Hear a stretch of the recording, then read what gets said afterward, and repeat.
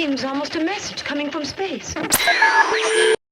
Good evening, ladies and gentlemen. My name is Space Captain Space, and tonight we are going to be reading Coraline by Neil Gaiman, one of my favorite books, and I'm really glad to have you here with me on this journey. Fairy tales are more than true, not because they tell us that dragons exist, but because they tell us that dragons can be beaten. Coraline, Chapter 1. Coraline discovered the door a little while after they moved into the house. It was a very old house, and it had an attic under the roof and a cellar under the ground, and an overgrown garden with huge old trees in it. Coraline's family didn't own all of the house. It was too big for that. Instead, they owned part of it. There were other people who lived in the old house. Miss Spink and Miss Forcible lived in the flat below Coraline's on the ground floor. They were both old and round and lived in their flat with a number of aging Highlander terriers who had names like Hamish and Andrew and Jock. Once upon a time, Miss Spink and Miss Forcible had been actresses. Miss Spink told Coraline the first time that she'd met her. "You see, Caroline," Miss Spink said, getting Coraline's name wrong, "both myself and Miss Forcible were famous actresses in our time. We trod the boards, lovey. Oh, don't let Hamish eat the fruitcake, or he'll be up all night with his tummy." "It's Coraline, not Caroline. Coraline," said Coraline. In the flat above Coraline's, under the roof, was a crazy old man with a big mustache. He told Coraline that he was training a mouse circus. He wouldn't let anyone see it. "One day, little Caroline, when they are ready, everyone in the whole world will see the wonders of my mouse circus. You ask me why you cannot see it now? Is that what you ask me?" "No," said Coraline quietly. "I asked you not to call me Caroline. It's Coraline." "The reason you cannot see the mouse circus," said the man upstairs, "is the mice are not yet ready and rehearsed.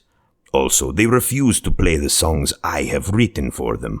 All the songs I have written for the mice to play go oompa, oompa, but the white mice, they only play toodly-doo, like that. I am thinking of trying them on different types of cheese." Coraline didn't think there really was a mouse circus. She thought the old man was probably making it up. The day after they moved in, Coraline went exploring. She explored the garden. It was a big garden. At the very back was an old tennis court, but no one in the house played tennis, and the fence around the court had holes in it, and the net had mostly rotted away. There was an old rose garden filled with stunted, fly-blown rose bushes. There was a rockery that was all rocky. There was a fairy ring made of squidgy brown toadstools which smelled dreadful if you accidentally trod on them. There was also a well. On the first day Coraline's family moved in, Miss Spink and Miss Forcible made a point of telling Coraline how dangerous the well was, and they warned her to be sure to keep away from it.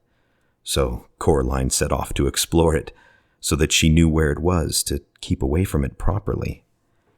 She found it on the third day in an overgrown meadow beside the tennis court, behind a clump of trees, a low brick circle almost hidden in the high grass.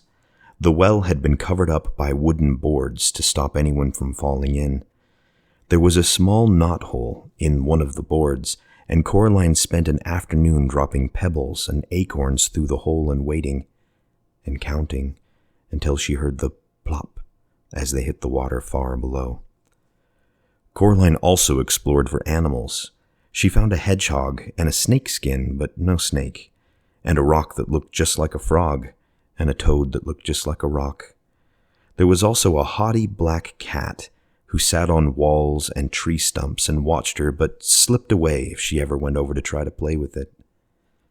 That was how she spent her first 2 weeks in the house, exploring the garden and the grounds. Her mother made her come back inside for dinner and for lunch, and Coraline had to make sure she dressed up warm before she went out, for it was a very cold summer that year, but out she did go, exploring every day until the day it rained, when Coraline had to stay inside. "What should I do?" asked Coraline. "Read a book," her mother said. "Watch a video. Play with your toys. Go and pester Miss Spink and Miss Forcible, Or the crazy old man upstairs?" "No," said Coraline. "I don't want to do those things. I want to go explore." "I don't really mind what you do," said Coraline's mother, "as long as you don't make a mess." Coraline went over to the window and watched the rain come down. It wasn't the kind of rain you could go out in. It was the other kind, the kind that threw itself down from the sky and splashed where it landed.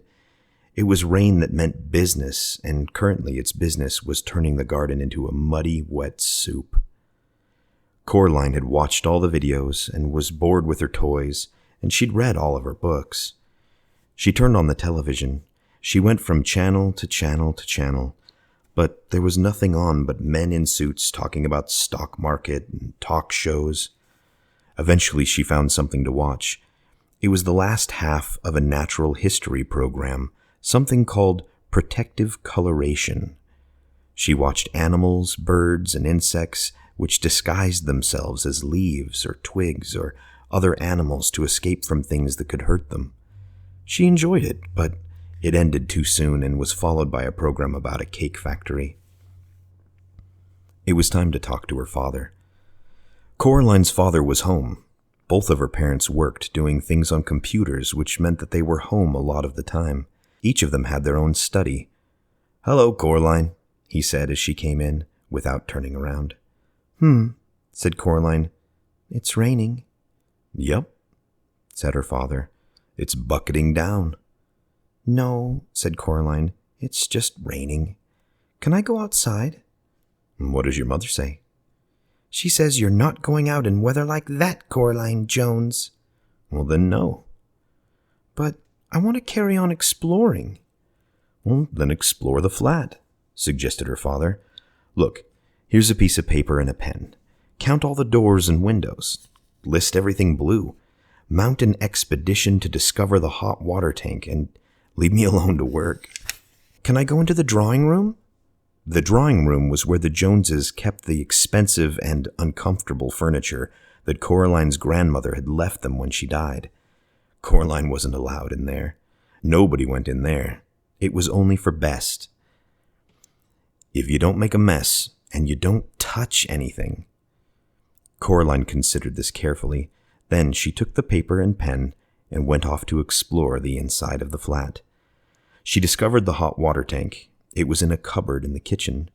She counted everything blue, 153. She counted the windows, 21. She counted the doors, 14. Of the doors that she found, 13 opened and closed. The other, the big carved brown wooden door at the far corner of the drawing room, was locked. She said to her mother, "Where does that door go?" "Nowhere, dear." "Well, it has to go somewhere." Her mother shook her head. Look, she told Coraline. She reached up and took a string of keys from the top of the kitchen door frame. She sorted through them carefully and selected the oldest, biggest, blackest, rustiest key. They went into the drawing room. She unlocked the door with the key, and the door swung open. Her mother was right. The door didn't go anywhere. It opened into a brick wall. "When this place was just one house," said Coraline's mother, "that door went somewhere. When they turned the house into flats, they simply bricked it up. The other side is an empty flat on the other side of the house, the one that's still for sale." She shut the door and put the string of keys back on the top of the kitchen doorframe. "You didn't lock it," said Coraline. Her mother shrugged. "Why should I lock it?" she asked. "It doesn't go anywhere." Coraline didn't say anything. It was nearly dark outside now, and the rain was still coming down, pattering against the window and blurring the lights of the cars in the street outside. Coraline's father stopped working and made them all dinner. Coraline was disgusted. "Daddy," she said, "you've made a recipe again." "It's leek and potato stew, with tarragon garnish and melted Gruyere cheese," he admitted. Coraline sighed. Then she went to the freezer and got out some microwave chips and a microwave pizza. "You know I don't like recipes," she told her father while her dinner went around and around, and the little red numbers on the microwave oven counted down to 0. "If you tried it, maybe you'd like it," said Coraline's father, but she shook her head. That night, Coraline lay awake in her bed. The rain had stopped, and she was almost asleep when something went tit-tit-tit-tit. She sat up in bed. Something went creak. Coraline got out of bed and looked down the hall, but saw nothing strange. She walked down the hall. From her parents' bedroom came a low snoring. That was her father, and an occasional sleeping mutter. That was her mother. Coraline wondered if she'd dreamt it, whatever it was. Something moved. It was little more than a shadow, and it scuttled down the darkened hall fast, like a little patch of night. She hoped it wasn't a spider. Spiders made Coraline intensely uncomfortable. The black shape went into the drawing room, and Coraline followed it a little nervously. The room was dark. The only light came from the hall, and Coraline, who was standing in the doorway, cast a huge and distorted shadow onto the drawing room carpet. She looked like a thin, giant woman. Coraline was just wondering whether or not she ought to turn on the light when she saw the black shape edge slowly out from beneath the sofa. It paused, and then it dashed silently across the carpet towards the farthest corner of the room. There was no furniture in that corner of the room.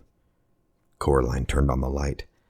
There was nothing in the corner, nothing but the old door that opened into a brick wall. She was sure that her mother had shut the door, but now it was ever so slightly open, just a crack. Coraline went over to it and looked in. There was nothing there, just a wall built of red bricks. Coraline closed the old wood door, turned out the light, and went to bed. She dreamed of black shapes that slid from place to place, avoiding the light, until they were all gathered together under the moon. Little black shapes with little red eyes and sharp yellow teeth. They started to sing, "We are small, but we are many. We are many, we are small. We were here before you rose. We will be here when you fall." Their voices were high and whispering and slightly whiny. They made Coraline feel uncomfortable. Then Coraline dreamed a few commercials, and after that, she dreamed of nothing at all.